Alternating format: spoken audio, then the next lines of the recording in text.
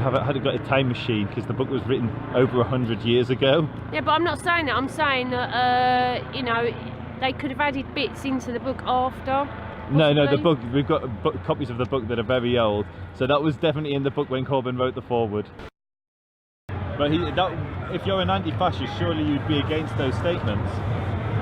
You know, I have to have a bigger picture. I don't know these things, you know, I'm not interested, I'm not a focus on these things. But as an anti-fascist, shouldn't you be focused on these things? Oh man, I should be, as a big word and lot of things.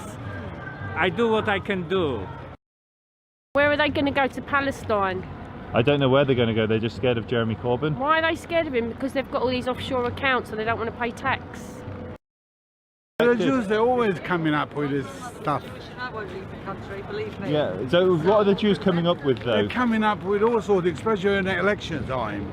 That's where it hurts, and they know that. That's what they come out with. Again, what you look for, you'll find. You know, what you're doing is conflating a comment about a particular individual and then adding that to something that this particular individual might have done at some point. I mean, you know. But when it was Tory MPs, you thought they should stand down? Well, yeah.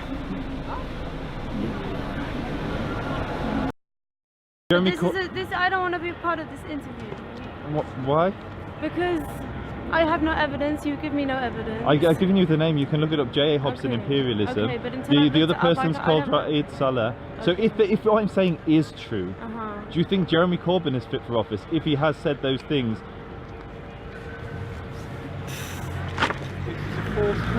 Yeah. Sorry. Okay. Yes. No. I don't want to. Where is this going to be published? On YouTube, I can give you a card if you want. Can you not publish me, please? Kind of 50% of British Jews are wanting to leave the country. 50% of British Jews are thinking of fleeing the UK, and we used to have allies on the left, and now when we expose anti-Semitism, people just run away and say that they don't want to be filmed, but they're quite happy when it's coming from the right.